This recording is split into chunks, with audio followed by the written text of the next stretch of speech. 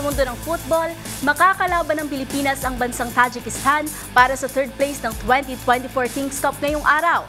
Magugulit ang bigong makapasok sa finals ng Philippine men's football team matapos dominahin ng Thailand sa unang laban nito noong Biyernes. Ang mga detalye tutukan sa report na ito.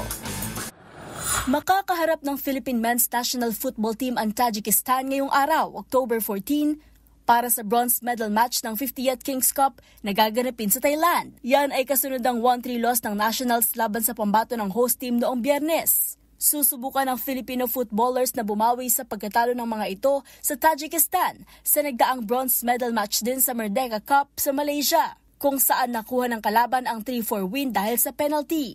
Para sa head coach na si Albert Capellas, umaasa itong sapat ang hunger at aggressiveness ng team mula sa pagkatalo sa Thailand para masecure ang una nilang pagkapanalo sa ilalim ng kanyang pamumuno.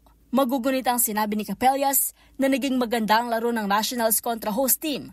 Pero dahil sa pagkaantala ng game sa 25th minute ng laro dahil sa buhos ng ulan, nawala umano ang momentum ng mga ito. Idagdag pa ang red card na natanggap ng team captain na si Amani Aguinaldo dahil sa dangerous tackle. Mamaya 5:30 ng gabi, muling sasabak ang Philippine team sa Tinsulano Stadium sa Songkhla, Thailand para sa third place match.